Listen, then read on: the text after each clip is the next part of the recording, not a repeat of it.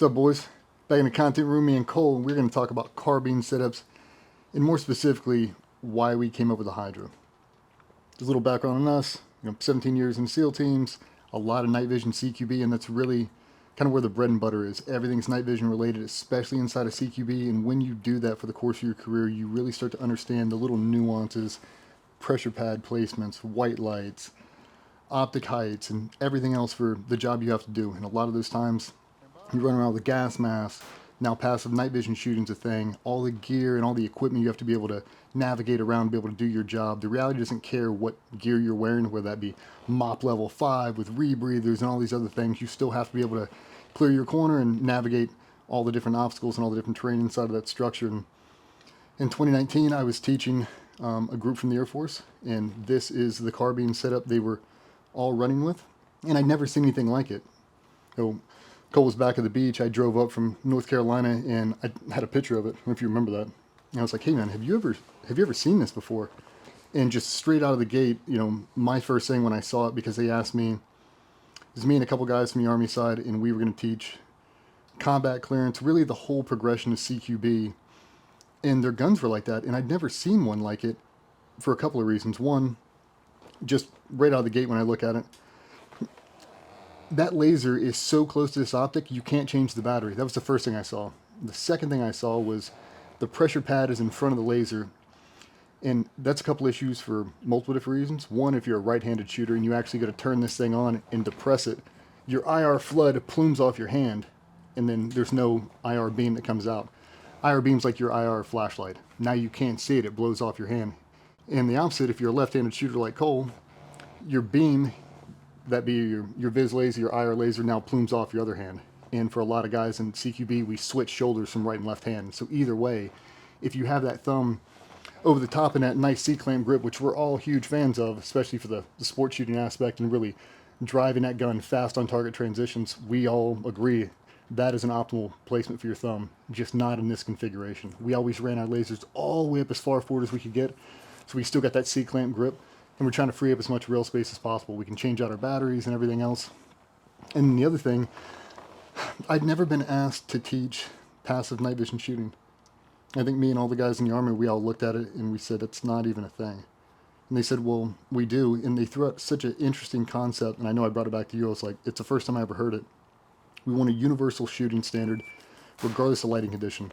That's broad daylight, 30% illume, passive on night vision, shooting through the gas mask. Like, we understand the reality, and we kind of go back to like Mid-South.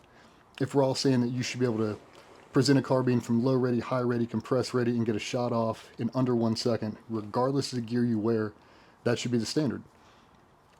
In my opinion, that is an impossible task to make it repeatable in that configuration.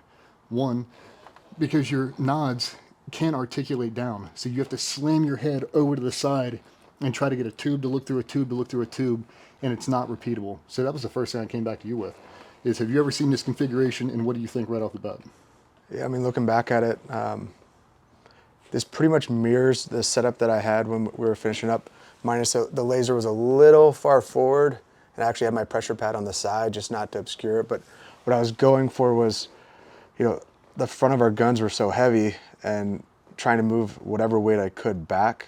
But obviously, with moving your laser back, you're going to obscure that laser. That's why I literally had my pressure pad on the side, but we're always growing our shooting styles or our capability. What I figured, especially at Mid-South, was like, with that C-clamp grip, like, I can shoot way quicker, way more controlled, like, manage that recoil if I just move my laser back and free up that C-clamp. But it can't use it at night. Not going to work at night. The passive night vision shooting wasn't a thing to us at that point, literally because like to your point, you couldn't get your nods down to that red dot. Like, I mean, I remember they came out with the night vision capability on the red dots, and I was like, it's great, but like minus having 10 seconds to semi-center, but it's not feasible. It wasn't feasible then.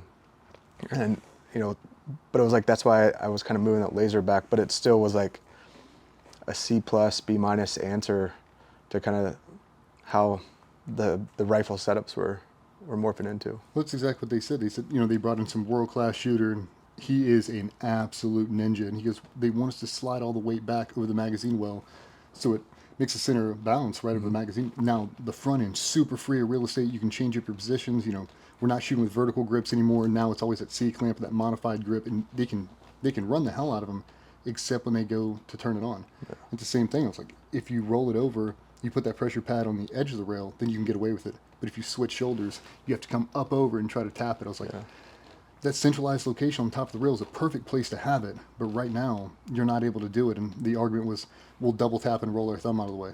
Yeah. Not under a second, you won't. And nobody's proved me wrong since then. So this is what we were trying to solve for. And you see a bunch of guys online now that social media is really prevalent, and guys that are active duty and SWAT team guys and just really phenomenal marksmanships across the community are running similar setups to this. And I don't want it to be the cultural norm unless you know what you're giving up. If you are actively hunting people at night or doing whatever you are with a night vision component and you run in that configuration, if you depress that pressure pad just like this, it's not going to work. It's going to plume off your hand. Same thing for the laser on the other side. And that doesn't even take into consideration that the optic's just too low in that configuration, trying to ever shoot through nods. Even if you try to put a gas mask on, anybody that ever has, I'd ask you to ask them how painful it is. We'd get to where we're presenting the buttstocks in the top of your trap, and you're trying to throw your head over and you're trying to look through it, but you can't get it. So you end up just freehanding the gun. If you look at the old school guys that used to run MP5s, it wasn't in the shoulder. They would full arm extend it. There's nothing connected, and they would just take accurate shots like that. It's kind of hard to do with the carbine with all this stuff on now. So we came back and I was like, dude, I don't know what to do. My first thing is, I don't care about the laser right now. I think I can fix those guys with the laser just by showing them the obscuration.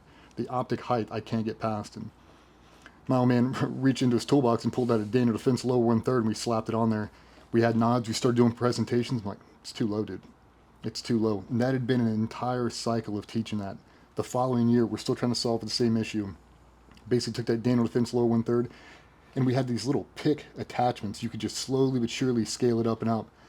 And we settled on one. It was maybe like a 2.5, and then I found the Unity. I bought a Unity. I threw it on there, and I was like, it's much better than it was, but if we're trying to make this thing at the same speed, regardless of lighting condition, it's got to be higher. And that was the one thing you hit me back with, like, we can't make it too high because then everybody will freak out. And I was like, well, what's a common thing that we've won the GWAT with that everybody adopts is a CQB norm? ACOG with the doctor sight. Like, that's sitting like a 3.1, a 3.12-ish. So the Hydra were like, well, if we drop it down lower than that, we'll solve all the issues for people who think it's too high, because it's not. We've done hundreds of ops like that. That works really good. But now, because we're trying to design a purpose-built platform for CQB, take away the magnification, that red dot at that optic height was nice, dude. And when you run through CQB, you're never looking through the ACOG itself. It's always heads-up display. I can process so much more information, and then my target transitions are so much faster because I don't have to dip my head. So I fell in love with it. I know you did too. And then we started getting away from it. EOTech started becoming issued, and guys went with that, and now there's no real rise or comparison. So I'll just be honest, anytime we had to shoot with a gas mask on, we faked it. We turned on a red laser and we shot like that, knowing we'd never have to do it for real until we get out and we start seeing all these SWAT team guys that are running with gas mask on 200, 300 hits out of the year. And then we ask them, like, when you guys are on the flat range, run me through your standard course of fire. And they run us through it, and we shoot all the standards. We're like, cool. At what point do you put on gas mask? And they all kind of chuckle. And they're like, we don't. I'm like, but you're doing the hits with gas mask. He's like, yeah. Well, why aren't you shooting the standard course of fire with gas mask on? He's like, we can't pass it. The optic's too low. We can't get a cheek well. We can't get a clear sight picture through the optic. So you're doing the same thing we did. You're just hoping you never have to really do it. Like, yeah, pretty much. We just turn on a visible laser. Like, that does not work, dude. Like, you can fake it as long as we did. I do not advise it. Sit down, do your homework, and look at the problem you're actually trying to solve. What can I do to make this thing just a little bit better, to make it a little more repeatable over and over? And that's kind of how we came up with the Hydra. So we took this, knowing we want the laser slid back as close as we can to the magazine, to free up the rail space, center mass over the magazine well, optic in line with it. Now we have to bring it up to a 291 optic center is what we believe is going to be the most beneficial across the force for passive night vision shooting, shooting through a gas mask, shooting with kit, and then really, because everybody's transitioning over to the red dots on pistols, which we love, You never have to drop your head for a red dot pistol. You keep your neck vertical and you present right to your eye line. Well, now with the carbine, it's the exact same thing. We shouldn't have to drop our head at all. And when you do that, one style of Kung Fu becomes a seamless style of Kung Fu for everything else. Whether you're shooting a carbine or a pistol, it doesn't really matter. My position is the exact same. So that was really a school of thought. Let's design a purpose-built CQB platform for all those guys who do that day in and day out. And then we'll kind of just force the narrative by just showing them how much easier it is to actually shoot. I mean, think one thing too, especially when Unity was coming out, awesome company and platform, but what we were noticing too was it was a much greater offset between the red dot and the laser, and remembering those hold-offs. So talk about daytime, nighttime shooting standards being the same. It's like it's a lot more to remember, and it's way more drastic off, especially close up. So like how do you solve for that, and you know, with the obscuration and everything else. Talking about to change that battery out of that laser, it's like you got to pull a laser off. You got to resight it back in. So it's like, how do you create enough space but capability that you're looking for and solve for it? Yeah. So we came with the Hydra, and here's the Hydra V1. That was a weak ass. We could do it. We try to do another one. Hydra V1. So everything we were trying to solve with the original issues. So we're going to slide the laser back. We're going to leave enough gaps so we can actually swap out the batteries in between the optic and the laser itself. It frees up the rail space so you can get that C-clamp grip. And now your IR flood shoots right over the top of your hand, or if you're a left-handed shooter, now it frees up, and now there's nothing obscuring your actual laser itself, whether that be Viz laser, IR laser. So we solved for that. Brought up to 291, and we started running it. And it was a game changer, man. The first time we shot it, it was like, okay, dude, here we go. And what Cole was bringing up before about not having such a gap in between the laser being on the rail, and now that we've increased the height of the main optic itself, now you've basically got two different holds. By bringing them up, not co-witness, but pretty close, it's so minuscule in comparison that for the shooter that's running, you know, CQB as his primary focus, you don't notice a difference. We sight them in the exact same. If you're running a 25 meter zero, a 36, a 50, whatever it's going to be, independent, they converge in the middle, and everything's clean as it ever was. We added in some pass-through, some cable management in there. Just, you know, a lot of times the cables are one of the things that gets messed up the most, depending on where you put them, how much wear and tear. I will be the first one to tell you I have never sheared a cable. I don't know how. Maybe I'm just lucky. I've never sheared one. I've never made one with intimate contact directly on the barrel itself. They do get super hot and they will melt, so you've got to be a little mindful of that. But really what this gave me was the ability to slide my hand out as far as I wanted to and manipulate this carbine to where it felt like a katana sword, not a broadsword. This thing is now custom built for me. I can slide in my forward grip or whatever I want all the way back, however I need it to be, so it fits exactly where I want it to be. I offset my flashlights. Now everything's straight. So now when I do my presentations, there's nothing to change from the pistol presentation on a draw stroke on a pistol to the carbine. My body position isn't changing at all. We've had guys take some super far shots, I mean out to 700.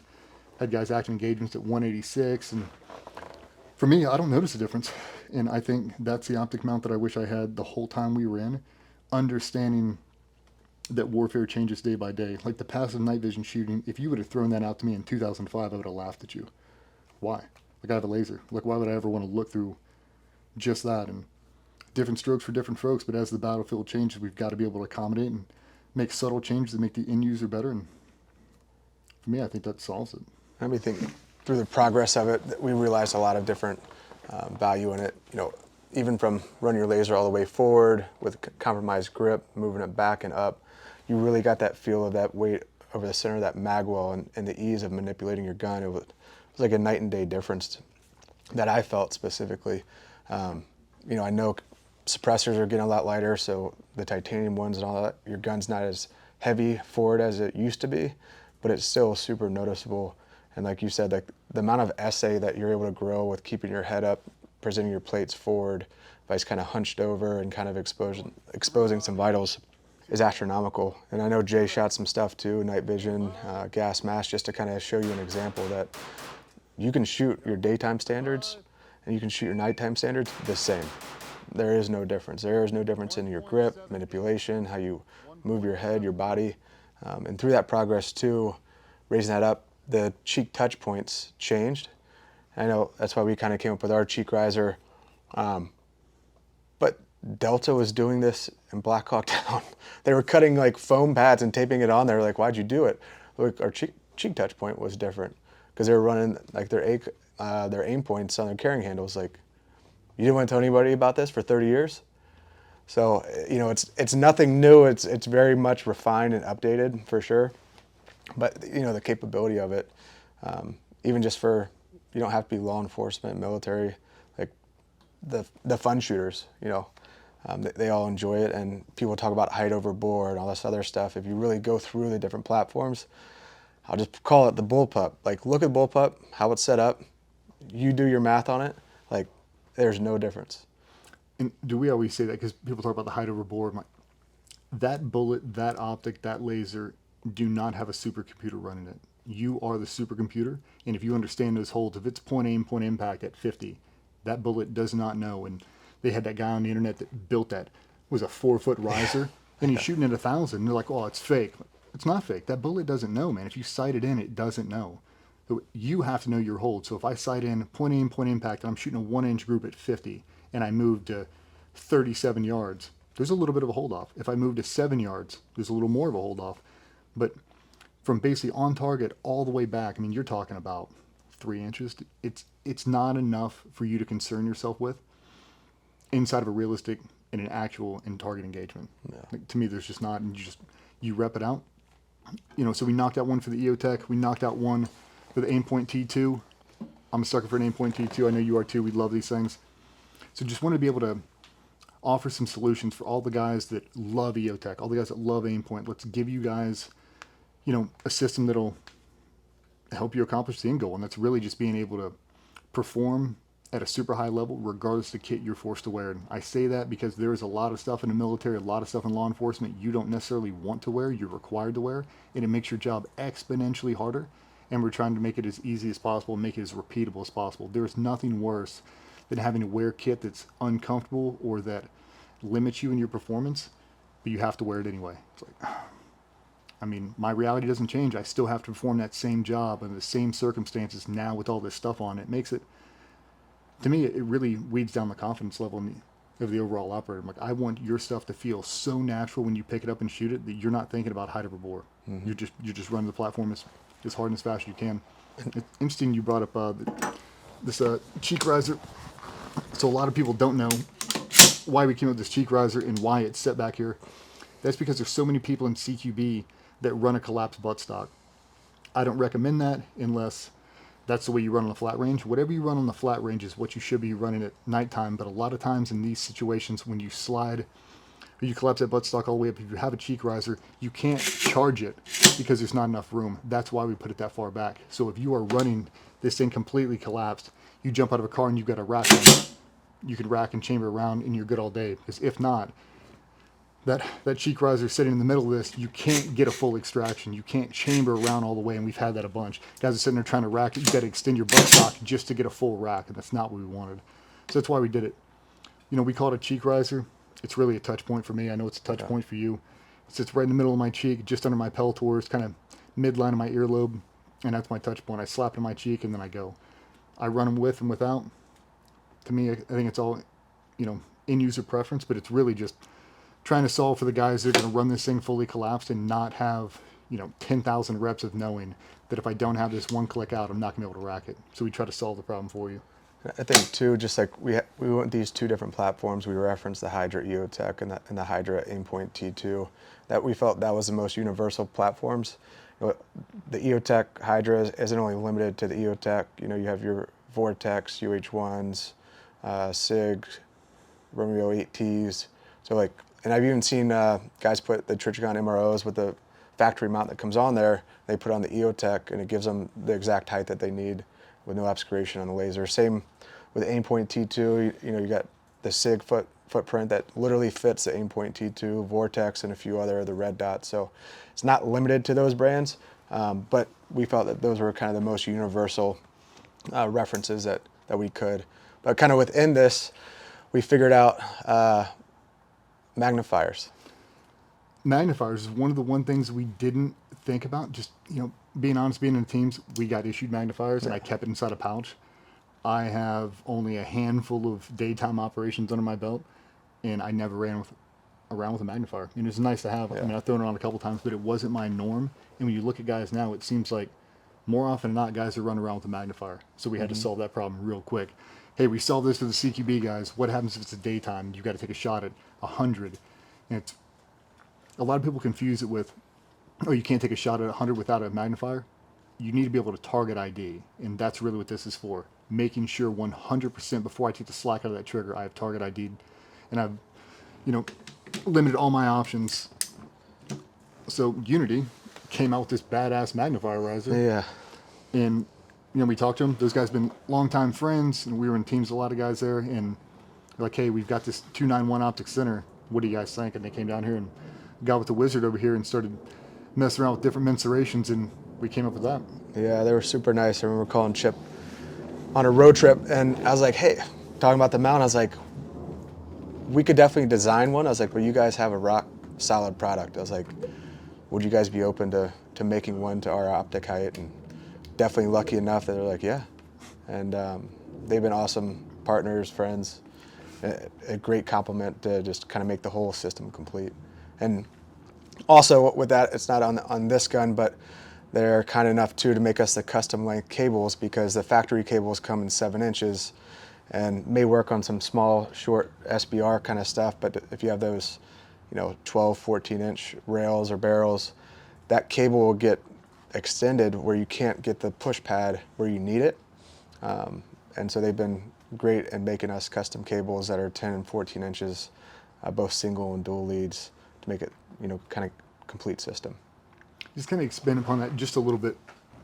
So that 7-inch cable, when you run it out, it ends up putting your thumb about here anyway. And that to me is a compromised grip. That's not where I'd put my grip if I was king for a day. I want my grip all the way out here. I've got really long arms. I'd like to have mine all the way out here. So that's why we gave those custom links.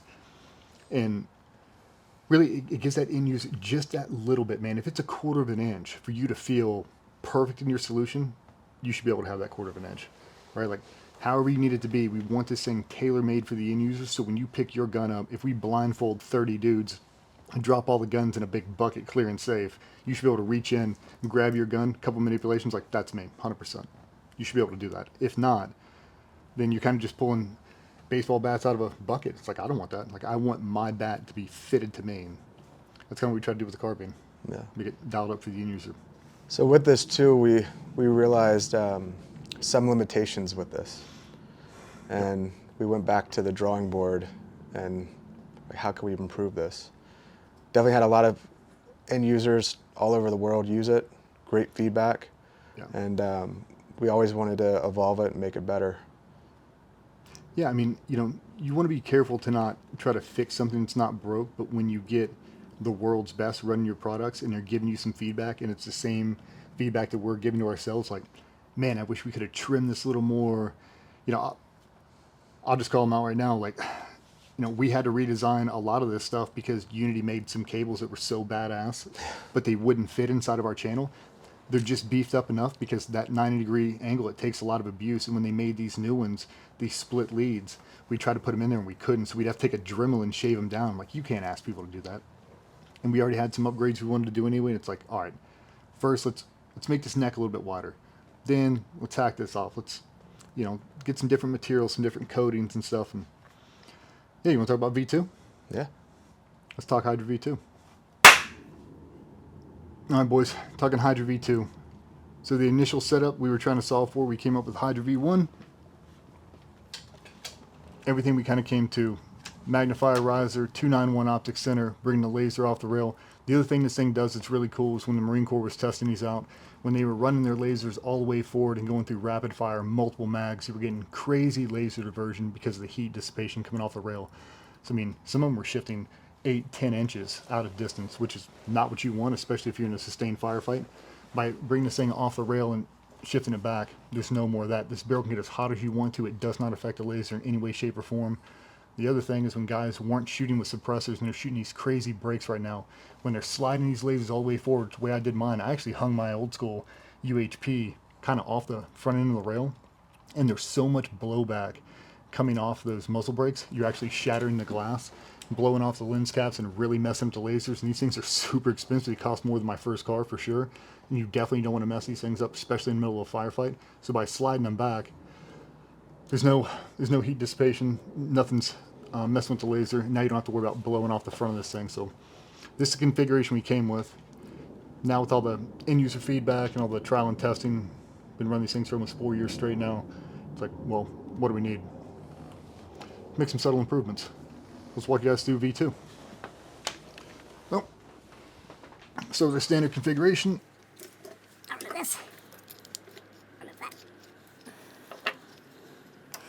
So I'd say with the upgrades to V2, we've changed pretty much no geometry. All geometry is the same, but we've changed the packaging, we've changed the coating, the tools. So we went from Cerakote to anodized. We went from Cerakoting to anodizing, and what we found, we did a lot of research. Anodizing takes better to 60-61, so we stuck with 60-61. We did a lot of stress tests against 70-75, and we literally found no difference. So we did invest a lot of time in exploring all the different avenues. We moved to our custom screws that are heat-treated, black nitrided, that we run on all our Lernas, and same with the clamp bar, stainless steel, heat-treated, black nitrided. We really wanted to make sure and understand that all the recoil and heating, like how the materials really reacted, because again, we're high school kids, so we had to consult a lot of engineers and the experts that have spent a lot of time in this industry, not only design engineering but manufacturing engineering. And so we tried to come up with the best solutions we had, and that they could provide us, and a lot of the experts could, with going through the testing.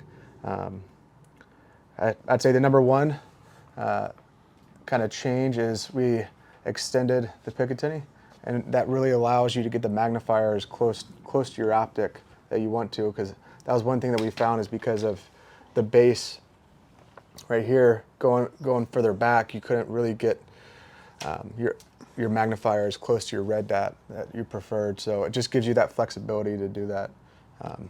We did strengthen the neck, but we widened the cable hole, which allows you to get the crane cables through there, a lot of the different dual cables, especially with the D-ball.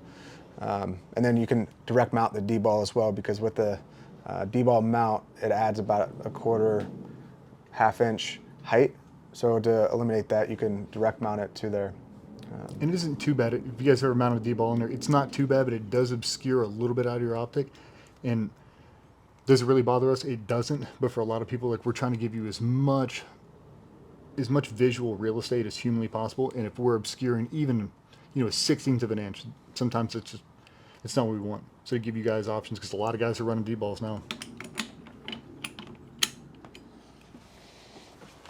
Tighten that bad boy up.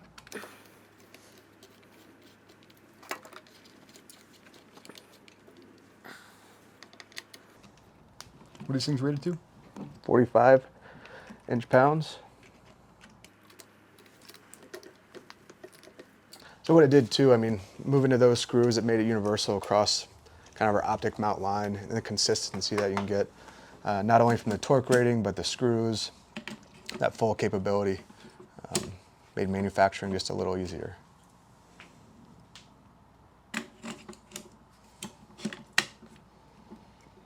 You're trying to get this thing as flush on the back as you can. I've seen some guys that slide them all the way forward, and then really, then you start running the issue with battery replacement. Can you still replace it? So if you slide it all the way to the back end of this, it makes it clean. Try not to overhang it, because now you start getting the exact same thing. Now we start pushing that magnifier riser out too much. So a good universal place to put it is right on the back. Make sure it's nice and flush. Plenty of room to swap out everything.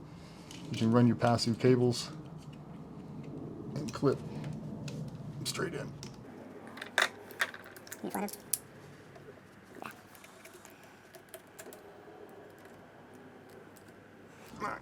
So still recommend, some sort of camo form, tape down, just keep it out of the way.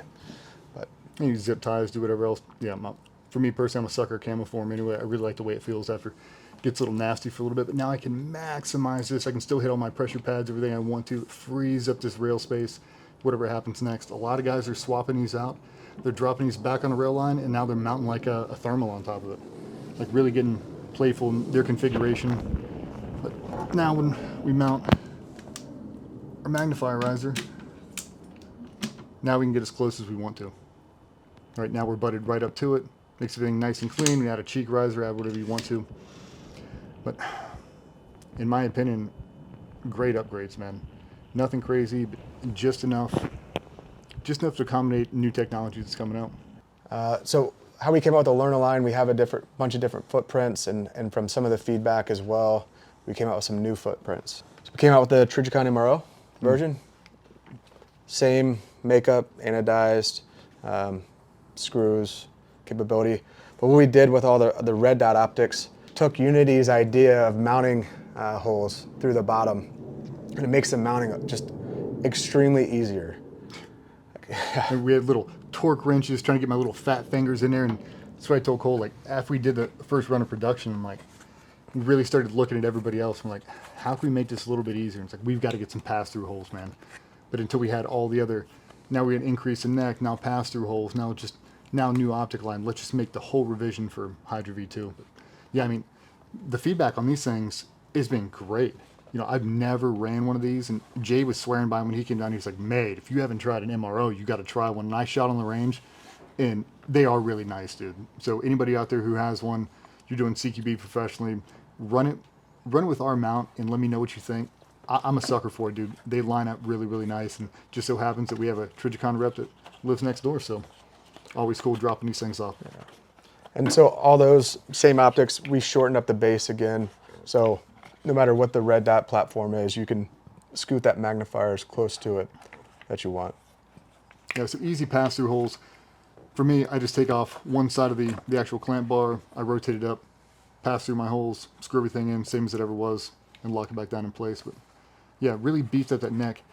Really trying to make the thing as strong as humanly possible. I mean, these things take some serious wear and tear, especially if you guys are traveling through TSA like we all are. You'd be surprised what they do to those guns and those gun boxes, and that's really one of our number one torture tests. We just throw them in there, no padding, no foam, and see if they'll survive, and so far, so good. So as you guys can see, this is the new packaging that we have.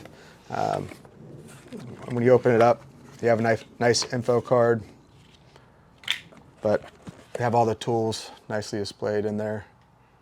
Some Allen keys, some bits, everything you need. They got QR codes on the back, product and use, all the questions you'll have can be answered on there. Love that finish, dude. Nice and matte, super clean. And it says Gbrs on the screws. I know that was Cole's baby for a long time. Heated black nitrided. And there's some secrets underneath that you guys will see. Yeah, it'll let you know that it's not manufactured in China. So if you're trying to get a knockoff, if you look underneath this, I'm not going to show you because I know a bunch of Chinese dudes are going to watch this and try to steal it. But there's something on the back to let you know exactly where this thing came from and if you got a phony or not. So if that is not there, you'll know it's fake. So about some more options. So we added some more to the aim point line with the M5 Comp S, and it'll fit the Duty RDS. Again, same upgrade, same parts, just add into the platform and the product line. And all optic mounts are available in black and FDE. Again, we were talking about it before, like these subgun platforms, fellas, like when these things are super collapsed in like this, you lose real estate so very fast. So if I drop my laser on top here, now I try to add a flashlight, I try to add QDs to my slings, where's my hand gonna go? The only way to do it is to compromise my grip. And it doesn't matter if it's a 10.5-inch M4, something stuck down like an MP7, something smaller than that. Really trying to get this thing up and away and free up as much real estate as possible. So if your guy likes to choke up on it here, we want to be able to give you those options all the way out to really maximize your performance and the overall comfortability of whatever platform you're running. Yeah. So I'm sure one lingering question, I don't know if we touch on it now, but I know there'll be questions in the comment section for sure. How much is this? Same MSRP as last. Yep. Just better. Just better. So all in a nutshell, we got V2 coming out, EOTech, Aimpoint T2, M5 Comp B, the RDS. Yeah, Comp S, Duty RDS. Duty RDS, Trijicon MRO. And we might have some few coming in the future. Yeah, always got some new stuff we're working on here, but yeah, I mean, hopefully that gives everybody the information they need to know. Obviously, I'm biased. I know you're biased, but spending my entire life doing CQB and teaching CQB now strictly for the last 5 years, I haven't found anybody who's run this in its full configuration with all the gear the appropriate way on the flat range that hasn't done a mag through and gone, damn. It's like a post-it note. Once you see it, it's like, oh man, it's so simple just because it looks different. Yep. It's like, well, it shouldn't be able to work. Oh, it does.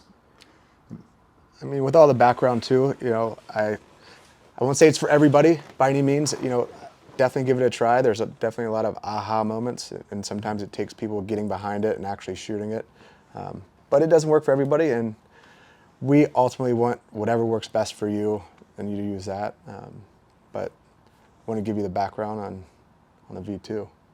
Yeah, and really just the origin story of why we came up with the Hydra in the first place. A lot of people just think that we just sit around one day and like, hey, let's just disrupt the community right now. It's like, no, man, we're trying to actually solve a problem that a lot of people are dealing with. And if you take a glance at social media, you'll see a lot of guys running that original configuration we were trying to run with. And I see the guys doing it. I'm like, I just want to teleport over there. I'm like, listen to me, dude. If you don't get that thumb out of the way, you're never going to be able to get that laser to actually function the way it's supposed to. So, yeah, from us to you, man. That's the origin of the Hydra. That's V1, and now this V2, and the drop dates on V2 will be announced here shortly. Anything else? Nope. Dude, really appreciate you, fellas. Hopefully that was helpful. Drop us a comment down below. Let us know what you guys think. We'll talk soon.